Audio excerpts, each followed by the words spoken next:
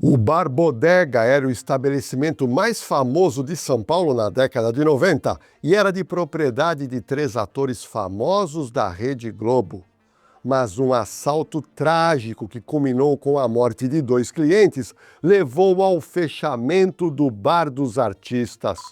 E para piorar a cena do crime, os policiais civis que investigaram o latrocínio acabaram indo de heróis a vilões dessa tragédia histórica, pois foram acusados de terem cometido o erro absurdo, colocando na cadeia pessoas inocentes. Meu nome é Jorge Lordello e eu vou logo te avisando que toda terça-feira, às 7 da noite, tem live comigo aqui no canal. E saiba que eu estou respondendo a todas as perguntas dos internautas. Terça-feira, 7 da noite, tem live. E já aproveita o embalo, deixa o seu like e se inscreva no canal, pois nos ajuda muito. E se prepara agora, pois eu vou te colocar na cena do crime de um caso rumoroso que acabou ficando marcado por um erro policial. E olha, se você quer realmente passar num concurso para a polícia, qualquer carreira, eu preciso te apresentar o Instituto Oliver. Olha, só para você ter uma noção, 2.500 alunos do professor Oliver já foram aprovados e estão trabalhando na Polícia Militar, Polícia Civil, Polícia Penal, GCM em vários municípios pelo Brasil. Olha que legal! Só para você ter uma noção, além dos cursos que te preparam para você passar nos concursos para as polícias, o Instituto Oliver também oferece cursos superiores sequenciais, tecnólogos, bacharelados e o famoso EJA. Para você que precisa concluir o seu estudo e aí, logo em seguida, você já presta concurso para a polícia e se torna policial. Então, acesse o QR Code aqui na tela, entre em contato com a plataforma do Instituto Oliver, eu tenho certeza que a sua carreira vai bombar. Às 2h30 da madrugada do dia 10 de agosto de 1996, presta atenção. 5 bandidos entraram no Bar Bodega, no bairro de Moema, em São Paulo, que pertencia aos atores globais Tato e Cássio Gabos Mendes e o tio deles, o Luiz Gustavo. O Bar Bodega, que situava-se muito perto do Parque do Ibirapuera, era uma referência naquela época e vivia lotado, era muito badalado. Eu, pessoalmente, cheguei a ir nesse local umas 3 vezes e posso dizer para você que era um dos melhores lugares para se frequentar na cidade de São Paulo. Mas tudo mudou quando 2 bandidos armados foram até o caixa do Bar Bodega e anunciaram o assalto. Roubaram R$4.000 e pediram para que as pessoas entregassem joias e relógios. Outros 2 marginais renderam o segurança Vivaldo Olímpio da Costa da Casa Noturna e também renderam os manobristas na calçada do Bar Bodega. Vivaldo foi levado pelos bandidos para os fundos do Bar Bodega. Um cliente de nome Milton Bertolini Neto, que estava no banheiro na hora do assalto, o criminoso chegou armado. E aí o Milton, ao tentar tirar o seu relógio, ele se desespera e leva um tiro no braço. Nesse momento, todos os clientes do Bar Bodega entraram em total desespero. Sem saber o que estava acontecendo, o dentista José Renato Tarran entrou no Bar Bodega e se deparou com um bandido armado. Chegou a falar algumas palavras, mas ele foi agredido e caiu no chão. Ao tentar se levantar, ele foi atingido friamente por 2 tiros nas costas e morreu no local. Os assaltantes fugiram correndo e já na calçada, um deles atirou em direção ao bar através de uma janela e atingiu e matou a estudante de odontologia Adriana Ciola, que tinha apenas 23 anos naquela oportunidade. Posteriormente, a revista Veja estampou na capa a foto da jovem morta no Bar Bodega. Uma das maiores tragédias acontecidas em um bairro nobre da capital paulista.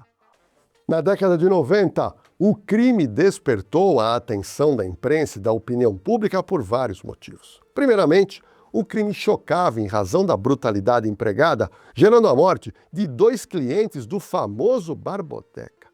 Outro ponto que chamava a atenção de todo o Brasil é que o Bar Bodega estava localizado num bairro de classe média alta em São Paulo, que até então não registrava ocorrências dessa gravidade. As vítimas mortas tinham alto poder aquisitivo. E para completar o enredo, Bar Bodega, que era o maior sucesso naquela época, pertencia a conhecidos atores da Rede Globo, além de uma acirrada disputa eleitoral naquela oportunidade que estava tendo na prefeitura da maior cidade da América Latina, que é São Paulo. E aí, esse fato do caso desse crime não deixou de ser explorado na campanha dos candidatos da oposição. Só para você ter uma noção, o candidato Celso Pitta, apadrinhado de Paulo Maluf, estava surpreendendo nas pesquisas com um discurso de pânico, dizendo que São Paulo estava tomado por bandidos sem medo da polícia. Os moradores do bairro de Moema fizeram campanha pedindo para que os residentes da região mandassem telegramas ao então governador Mário Covas com os seguintes dizeres, abre aspas, ou põe a polícia na rua ou perde nosso voto. Bom, vamos lá, olha o que aconteceu. 15 dias depois do crime, a delegacia do bairro deu a resposta que era pedida pela população e principalmente pelos moradores de Moema. E aí, vários suspeitos do crime do Bar Bodega foram presos. O primeiro detido foi o menor Cleberson Almeida de Sá, ele tinha 17 anos, ele foi apreendido após ele tentar um roubo frustrado no próprio bairro de Moema.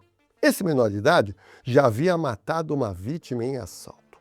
Na cela da delegacia do bairro, um policial acreditou que ele era parecido com um dos bandidos que assaltaram o Bar Bodega. Ele, de início, negou esse crime, dizendo que não conhecia nenhum lugar com o nome de Bodega. Em seguida, foram presos outros suspeitos de nome Valmir da Silva, Francisco Bento dos Santos, Luciano Francisco Jorge, Marcelo Nunes Ferreira, Jailson Ribeiro dos Santos. Prenderam também Benedito Dias de Souza e Marcelo da Silva. No total, foram presos 9 suspeitos. Só que no Bar Bodega só foram vistos 5 ladrões, sendo 4 homens e uma mulher. Aparentemente, o crime estaria solucionado. Mas olha o que aconteceu, presta atenção. Passado um mês dessas prisões, o promotor de justiça, o Dr. Eduardo Araújo da Silva, alegou falta de provas e levantou suspeitas de que os acusados, ou seja, os suspeitos, teriam confessado o duplo homicídio mediante sessões de tortura. Depois, o menor, Cleberson, foi reconhecido no distrito policial como supostamente um dos participantes do latrocínio. Cleberson, que era menor e inimputável à época, alegou que teria suportado violência, constrangimento para delatar os supostos outros participantes e acabou delatando vizinhos dele que, assim como ele, não tinham nada a ver com o crime. Um dos suspeitos detido de nome Valmir da Silva, depois de solto, falou com a imprensa. Eu cheguei ainda neles, ainda falei para eles, ainda que eu não tinha nada a ver com isso, entendeu? Eles não queriam saber, entendeu? O que eles queriam apenas era de pegar, entendeu? E terminar logo esse caso. 7 suspeitos acabaram soltos por ordem do juiz corregedor, o Dr. Francisco Galvão Bruno. O Ministério Público do Estado de São Paulo, através do promotor Eduardo Araújo da Silva, não se convenceu da culpa desses jovens e recusou-se a acusá-los, o que causou, na época, um clima de indignação por parte da cúpula da Polícia Civil, também indignação da imprensa e da opinião pública.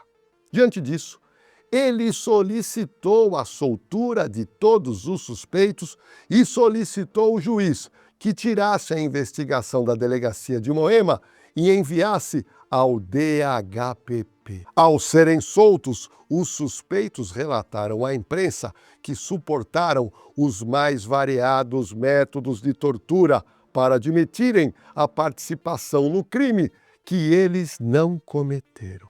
Tendo em vista as suspeitas de tortura pelos policiais do 15º DP, que fica ali no bairro de Moema, a Secretaria de Segurança Pública resolveu tirar o inquérito do 15º DP e enviar para o DHPP, que começou as investigações praticamente do zero. A Divisão de Homicídios agiu muito rápido. Em 11 de novembro de 1996, policiais civis do DHPP, sob o comando do delegado Dr. Wagner Judice, eles prenderam 2 dos verdadeiros responsáveis pelo crime. São eles Silvanildo Oliveira da Silva, 36 anos, e Sandro Márcio Olímpio, de 24 anos, que foram reconhecidos por testemunhas que estavam no Bar Bodega. Os demais foram presos nas semanas seguintes.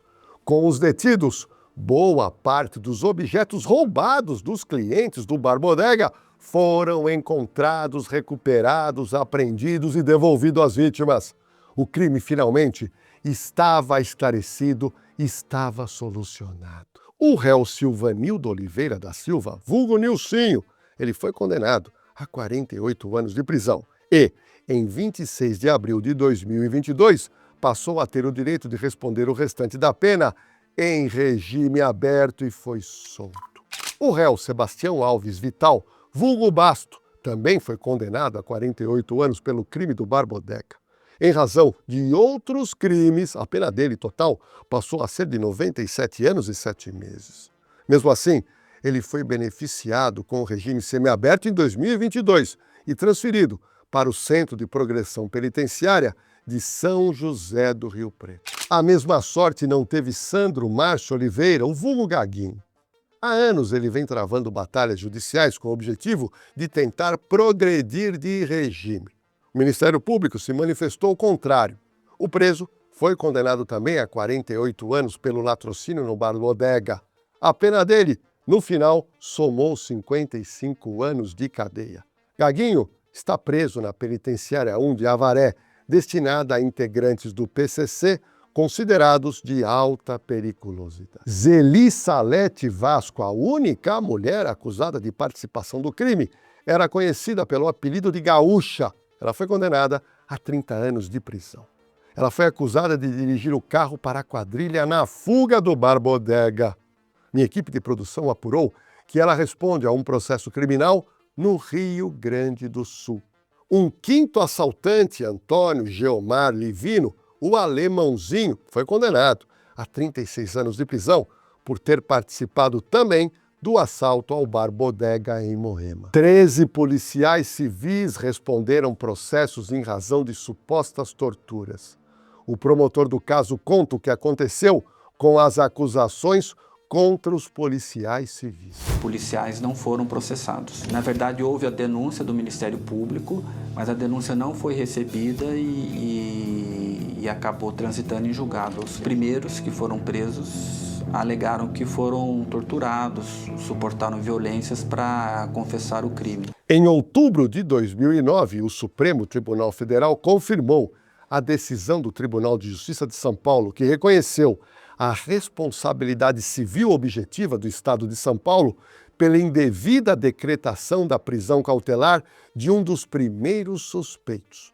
O ministro, na época, Celso de Mello, do STF, manteve decisão que condenou o Estado de São Paulo a indenizar um dos que foram presos ilegalmente no caso do crime do Bar Bodega e foram torturados pelos policiais da época. Esse assalto no Bar Bodega acelerou a tramitação da Lei 9.455, que foi chamada de Lei da Tortura, que foi sancionada em 7 de abril de 1977 pelo então presidente Fernando Henrique Cardoso. O Bar Bodega foi fechado após o duplo latrocínio e nunca mais reabriu.